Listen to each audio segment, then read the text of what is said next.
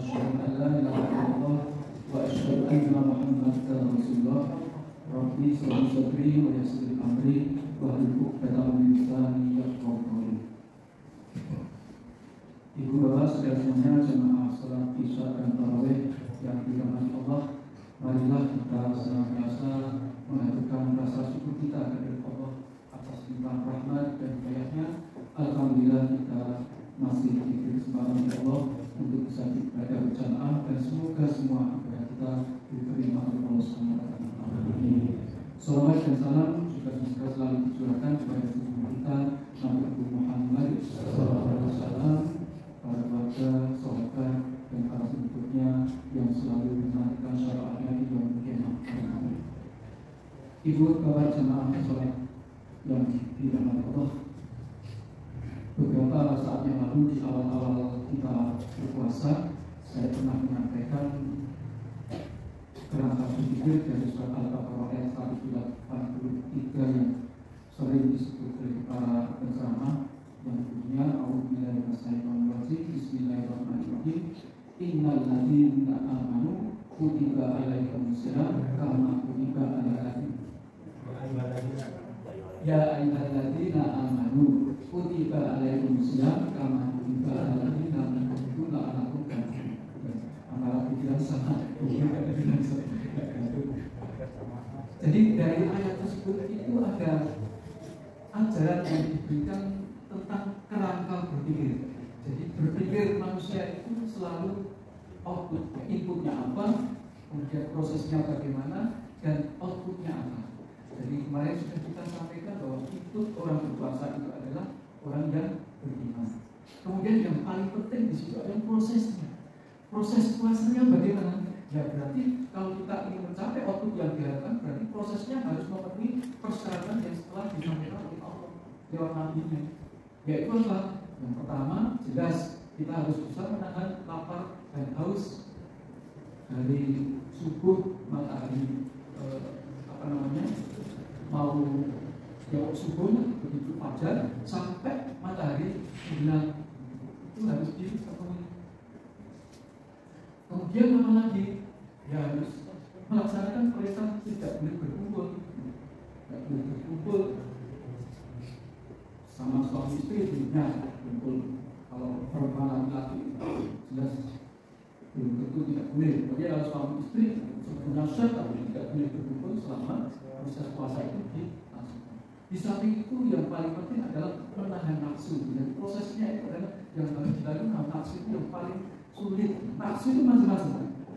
Marah, nafsu ingin makan, nafsu ingin gibah, nafsu ingin berbohong, nafsu ingin mendapatkan sesuatu yang memaksakan orang lain dan seterusnya. Pokoknya itu yang sulit itu nafsu.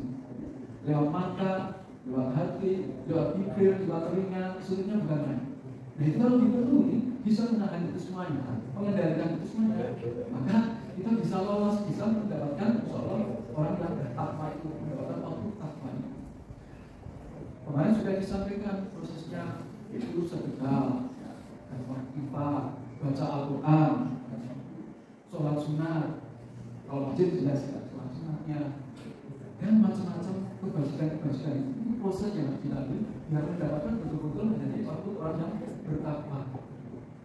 Lalu orang yang bertakwa itu sebetulnya apa? Karena sudah dilatih selama dalam proses itu 30 hari, 29 ada yang 29. Itu maka selama itu diharapkan kita itu menjadi orang yang takwa, muncul output atau hasil yang diharapkan yaitu orang yang bertakwa. Nah kalau orang yang bertakwa itu sudah bertakwa, maka otomatis dalam jiwanya itu mempunyai sifat seperti yang disampaikan di dalam Al-Imran ayat 143. Yang bunyinya alladzina yunfiquna fis-sarra'i wad-dharra'i. 134 ya, 134 ya. Yaitu alladzina yunfiquna fis-sarra'i wad-dharra'i. Jadi yaitu orang yang menginfakkan ya, dalam keadaan sempit maupun dalam keadaan lapang. Jadi kita orang duit tapi gampang pepeh, nyah-nyah. Apa sering dinyah-nyah itu? Tidak ada uang. Mungkin bantuan fisiknya atau bantuan solusi dalam memecahkan masalah dan sebagainya. terbentuk orang yang takwa ini enengan. Ketimbang ya, terus empat belum gampang, pendek gampang. Pasti tidak pikir, pasti tidak pelit orang yang takwa. Jadi output yang diharapkan seperti ini. Karena apa? Sudah dilatih 30 hari. Gampang memberi makanan, memberi takjil, memberi apa? Snack untuk tadarusan dan seterusnya. Gampang banget. Dilatih 30 hari. Ini ternyata hasilnya adalah dan sudah menjadi kebiasaan di dalam hidup kita untuk gampang gampang memberi, tidak ngatur, tapi memberi. Kemudian buat tadi minal goib. Jadi menahan amarah. Nah, nanti sudah terbentuk karena sabar bisa mengendalikan diri sehingga nggak gampang emosi, nggak gampang marah. Sudah dilatih kita selama bulan Ramadan penuh. Dilatih kesabaran kita sehingga menghadapi apapun tenang, orang gampang emosi. Begitu ada letupan apa cerita apa tidak langsung gampang terbakar, enggak. Tapi dicerna betul, kemudian disikapi dengan baik seperti itu. Tidak gampang marah. Angel ya. Saya sendiri juga sulit kok ini. Jadi takwa itu kan berat cuma. Kalau sudah terbentuk seperti ini, berarti kita bisa bergolong orang yang bertakwa. Kemudian buat afina anas, memaafkan manusia. Jadi memaafkan manusia ini orang yang lain. Gampang memaafkan, bisa menahan amarah, juga gampang memaafkan orang, dijengkeli orang sampai baik, dinakali orang bisa akhir atau aneh jadi ya, awalnya contoh, berat. Makanya takwa itu nggak gampang kan? Kalau kita lihat seperti ini nggak gampang. Tapi itulah yang dilatih setiap saat, setiap tahun di bulan Ramadan itu. Kita sudah berapa puluh kali mendapatkan dan puasa Ramadan itu. Sebenarnya kan sudah rata-ratanya berkali-kali bertubi-tubi dilatih ya.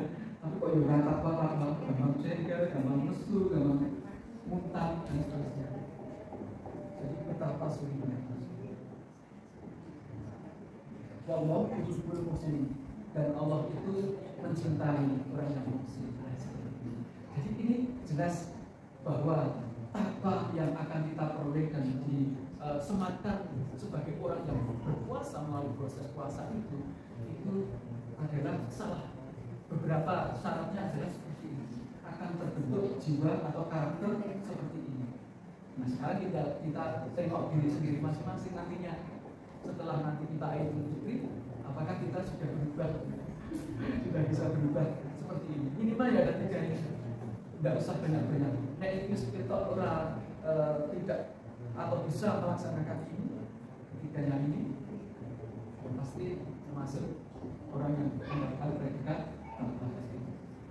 Begitu Bapak Ibu sekalian, saya kira cukup demikian dulu. Insya Allah di waktu subuh nanti kita sambung lagi dengan hal yang lain. Wabillahi taufiq wal hidayah. Assalamualaikum warahmatullahi wabarakatuh.